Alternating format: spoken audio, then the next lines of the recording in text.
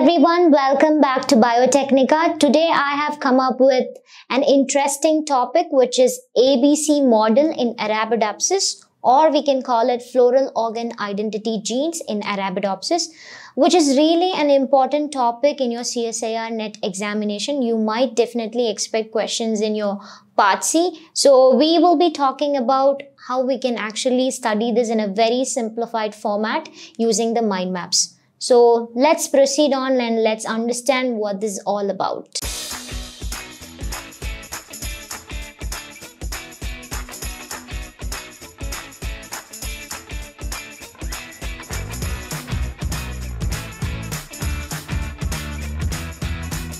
So first let's understand what is this ABC model in Arabidopsis thaliana.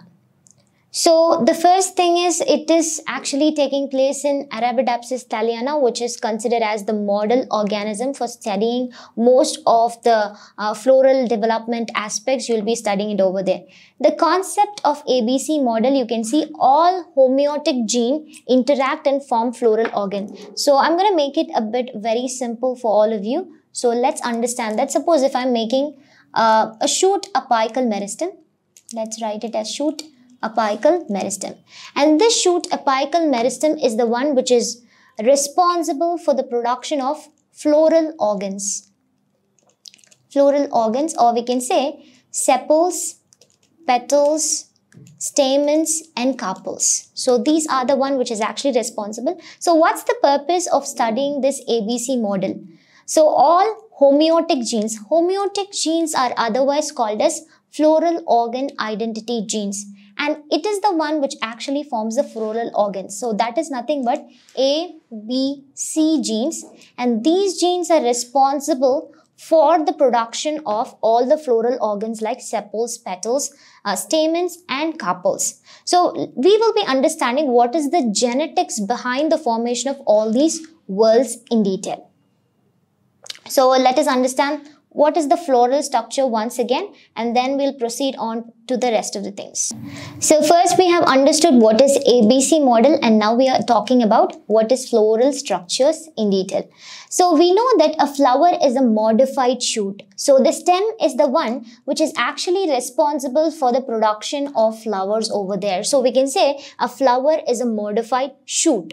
And there are a lot of genes which are actually involved here, like floral meristem identity genes and floral organ identity genes. And many genes are actually involved in the conversion of a vegetative meristem into a floral meristem. So shoot is actually a vegetative meristem and which is actually getting converted into a floral meristem. And very important thing we have to understand is what is a meristem. A meristematic tissues or meristematic cells are the one which always keeps dividing. We can say they are rapidly dividing cells, and the fate of the cell is not decided. So what type of organ it is going to generate, it's not decided, which means they are dividing and they are going to be undifferentiated, which means they do not have a specialized function to perform at that moment. So a vegetative meristem will be converted into a floral meristem. And we know about what is whorls in a flower. Whorls means group. So there are essential whorls and there are going to be non-essential whorls. We know what is an essential whorl. If we have to talk about an essential whorls are the one which are actually responsible for the reproduction to take place in an angiosperms. So if we have to talk about that, we know what is androecium. You can literally see over here androecium, and there's going to be gynoecium. So androecium means group of stamens and gynoecium is group of carpels. But in ABC model, we'll be specifically talking about sepals, petals, stamens and carpels, and not as androecium, but we'll consider it as a whorl. And then you can literally see this image, which is actually given a very important image for your examination. This is the whorl representation, ABC model of a flower development. You can see whorl 1 is actually going to give A alone, which means we are going to talk about 3 genes, which are going to be class A gene, class B gene and class C gene. A gene, if only is expressed, then it will form sepals, which is the outermost one which you are actually seeing it over here.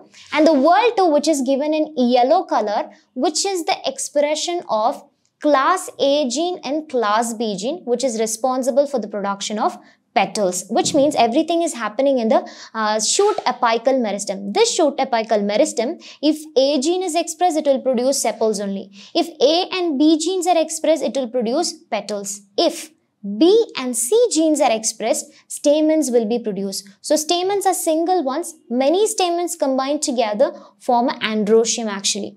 The next one, petals, or the fourth one is going to be C alone, which is only if C genes are expressed, then carpels only will be produced, or we can say pistils, or we can say gynoecium will be produced. So the shoot apical meristem, there are some genes which are actually present in the cells like A, B, C in Arabidopsis thaliana, which decides what type of floral organs can be produced. That's why we call this gene as floral organ identity genes or homeotic genes. So this is an important thing which you have to remember. The outermost whorl is going to be the sepal, the second whorl is going to be petal, and the third whorl is going to be stamens, and the innermost whorl is going to be carpels. Okay.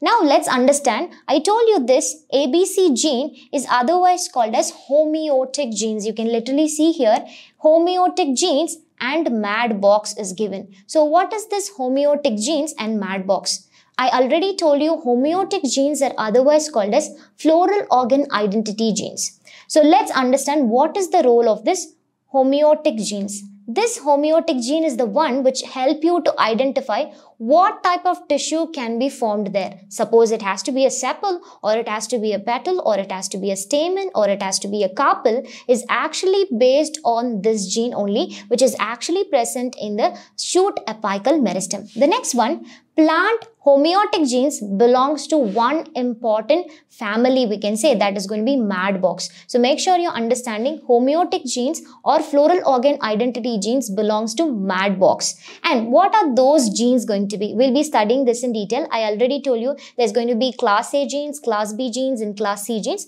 Some examples are given, which is like apitella, agamus, and pistillata. Okay. What about this mad box? If we have to talk about this mad box, what is this mad box all about? It's a conserved motif that you will find in a gene. Suppose you're talking about a DNA, in that there is going to be a conserved region in that gene that is called as mad box. So a homeotic gene belongs to a mad box. What is the length of this mad box going to be? It is going to be 168 to 180 base pairs. Okay. So what does the word mad means? M is actually referring to, you can check, let me just annotate for you. So this M, actually if you're going to talk about it, it is actually referring to MC1 from budding yeast. So you can see MC1 from the budding yeast, which is Saccharomyces cerevisiae. So this M is referring to this. What about A? A is referring to agamus. So you will see agamus in Arabidopsis thaliana. So this A is actually referring to this. What is D? It is deficience from snapdragon, which is antivenom. And S is referring to the serum response factor from Homo sapiens. So we can say a mad box.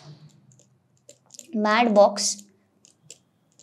All this definition is given. Why do we call it MADS box?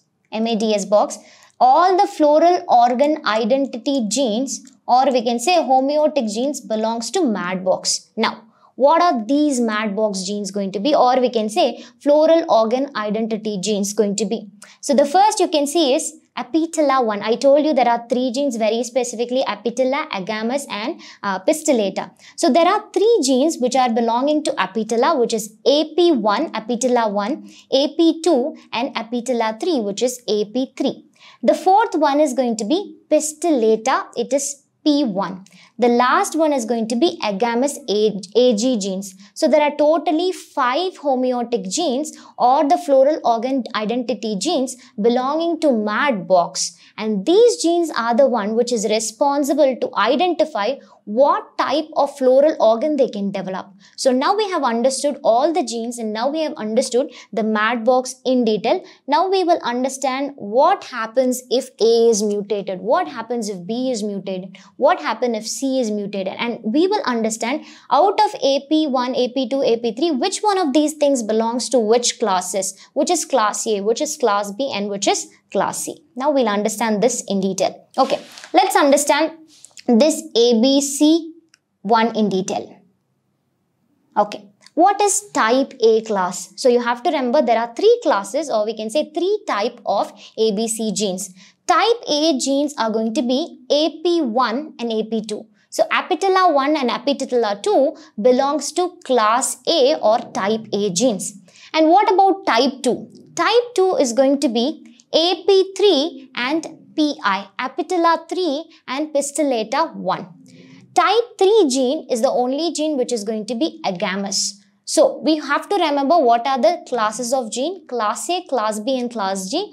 Class A is going to be AP1 and AP2. Class B is going to be AP3 and PI. Class C is going to be only agamous. So all these 5 belongs to this category. Now we will be understanding what does this AP1 is responsible for, what does this AP2 is responsible for, what is AP3, PI and AG in detail. And before going in for this, I'm going to tell you the most important thing that you will get in your examination is type A and type C are antagonists to each other. So I'm going to write an important point so you can just understand this clearly in detail. So let me write it over. Type A is actually A and type C. So what is type A genes? We already know it is AP1 and AP2. And type C is going to be agamous, AG. So these 3 genes, or we can say type A and type C, are antagonist, which means they will act against each other. So if type A gene is mutated, type C gene will express. If type C gene is mutated, type A genes will express. So that's why I'm telling you this important point. A and C are antagonists to each other. If one is not there, the other one actually expresses. This is the most important thing you have to understand. Now, let me make it a bit very simple for you. I told you AP1, AP2 are going to be class A, which I have mentioned here. Type A is AP1 and AP2. And B is going to be, we can say, AP3 and PI, which is belonging to B, and the C is going to be agamous. And I already told you, if you have only A genes, this one I already showed you this image. Let me just show it once again for you. So you can see, if only A gene is present, A alone. So if you have A gene like AP1 and AP2, then you will have sepal formation.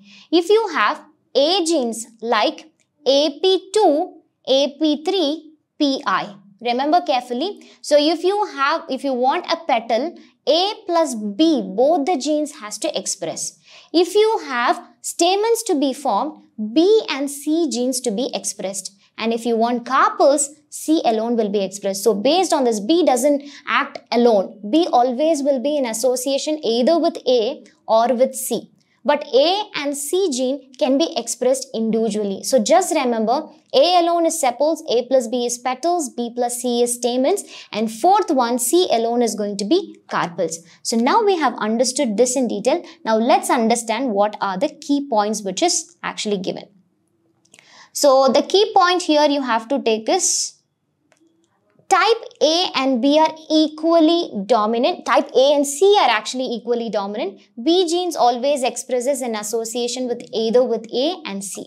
What is this wild type? This is the most important image I'm going to show you. Very, very important image for your examination. You will get the same image in your examination. You can see A, B and C, and they have given if only A is present, sepals are formed. If A plus B, petals are formed. B plus C, stamen is formed, and if only C is expressed, carpel is formed. So the first whorl is sepals, the second whorl is petals, and the third whorl is androecium, and the fourth whorl is carpels. Okay, now we are going to draw the wild type and we are going to check, suppose if type A gene is mutated, what will happen? Will there be formation of all the organs or will anything will not be formed? I already told you A is an antagonist to C. So now let's understand what happens if type A gene is mutated, and then we will understand what happens if type B and type C is mutated. First, let's understand the wild type and then we will write what will happen to the next scenario. So let me write the wild type And let me show the differences, whatever points I have written. That's the most important point. But before going, let me explain this. So if it's a wild type, if A alone is expressed, it is going to form sepals, which is nothing but we know AP1 and AP2. The next one, let me write AP1 and AP2. If it is expressed, then sepals will be formed.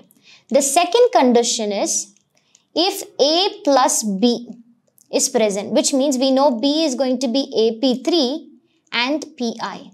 And out of this one, AP2 will be combining with this. AP2, AP3 and PI. So these two are going to be B class genes and this is going to be A class gene. If this is present, it is going to produce the second word, which is petals. And the third one, B plus C. So B is going to be AP3 and PI and C is going to be agamas G. So this is going to form stamens, which is the male reproductive part. And if only C is present, which is nothing but agamas is present, it's going to form carpels. So now the question for us is, if suppose A is mutated, here A is mutated. So I'm taking a situation, if A is mutated, I already told you, if A is mutated, C will be expressed. So I'm writing this condition here, C is expressed. If C is expressed, you can see, if C is expressed, you will see carpels. So you're actually seeing a carpel because A is not there. The next scenario, A plus B. So A is again mutated. So we have to write C plus B. If C plus B means what is the organ will be formed? You're seeing B plus C here. So you will see stamens. And the next one, B plus C. You're not mutating B and C, so it will be the same, which produces stamens again. And the last one is going to be C, which is not mutated, so it will produce carpels. So what exactly happens if A is mutated? You have carpels, stamens and carpels. So let's understand this point. A mutation in A gene, which is AP1 and AP2 genes, what is going to happen? The sepals and petals are not formed. Yes, you're not seeing any sepals and petals here. You're seeing only carpels, stamens and carpels. So sepals and petals are not formed. So you can see this image for now, which is actually the image you will actually get in your examination. So I'll show this. So this is the wild type where you're seeing sepals, petals, stamens and carpels. But if A is mutated, you're seeing carpels, stamens and carpels. Now we understood there is no petal formation and there is no sepal formation. You have carpels and stamens only is formed. So what is the problem has taken place? Instead of a sepals, you can see, instead of a sepal that has to be formed here, what is formed actually? A carpel is formed. So instead of a sepal, a carpel is formed. Instead of a petal, a stamen is formed. So that's the next point. Form stamens instead of petals. Here a stamen is formed instead of a petal. And the next point, forms carpels instead of stamen. So you don't see any petals and you don't see sepals. You will see only carpels and stamens found in type A mutation. This is a very important question that you will get in your examination based on the image. Yes. So now we have understood this one. Now we are moving on. If type B is mutated, what's going to be the scenario? Okay, let's move on to this one. If B plus C is formed, then it's going to form stamens, and if C alone gene is there, it is going to form carpels.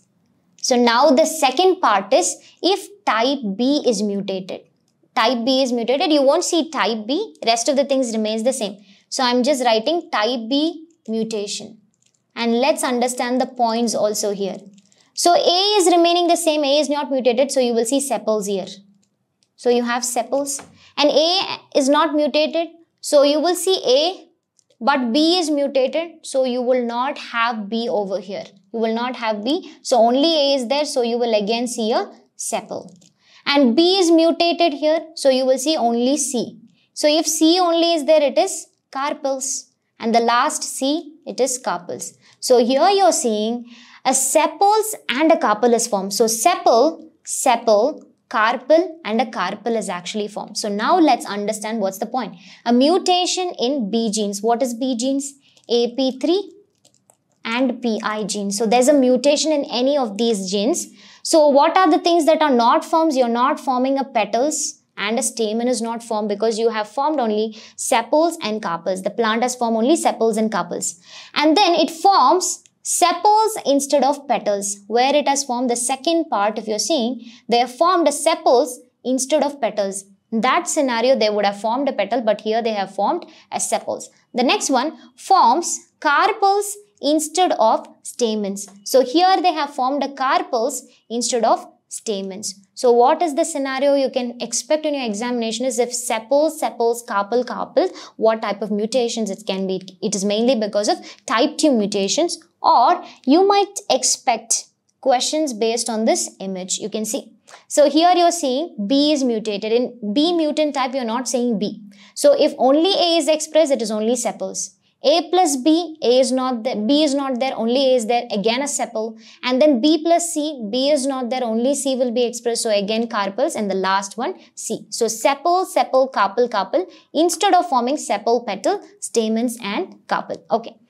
So now let's understand type C mutated. If there is a mutation in type C gene, which is AG, what's going to be the scenario? So we already know about the wild type, and I'm going to write A plus B, B plus C, and C. So A is going to be sepals, petals, and then this is going to be stamens, and this is going to be carpels. Now, the situation is C is mutated, which means agamus is mutated. So I already told you A and C are antagonists. If C is mutated, you will see the expression of A. So the first scenario, if you're talking about C mutation, A is still present, so no problem, you'll see sepals here. Here, A plus B is there, you will see petals here. Here, B plus C is there. So this C is mutated. So instead of C, what you will get? B plus A. So if it is A plus B, you are seeing petal formation. So here you will see a petal is actually formed. The next C is mutated, so you will have A here. So which means a sepal is formed. So you are seeing a sepal, petal, and a sepal here. So what should have been formed here? A stamen should be formed here, but a petal is formed. Here a carpel should be formed, but a sepal is formed. So let's now understand the mind map. The mutation in AG gene, yes. Carpels and stamens will not be formed. Yes, you're seeing sepals and petals only. No carpels, no stamens. And then forms petals instead of stamen. You can see petals are formed instead of a stamen. And here sepals are formed instead of a carpels. Yes, that is what is actually given in this mind map. And now let's see this image. You can see A is actually present. A plus B is present. B plus C. So there it is mutated, and finally the last C is mutated, and you will get only sepal, petal, and sepal here. So this is based on type C mutations, or we can say class C genes mutation. So ABC genes are very important for determining what type of organ has to be formed here. If any one of the gene is not going to be expressed or mutated, you will literally see there's no formation of the floral organ. So make sure you understand if type A is mutated, what's the scenario? If type B is mutated, what's the scenario? If type C is mutated, what's the scenario? So in today's class, we actually talked about the mind map based on the ABC model in Arabidopsis thaliana. So I hope this video is helpful for you. If you really like this video, please like, share and subscribe to our channel Biotechnica. Thank you all of you.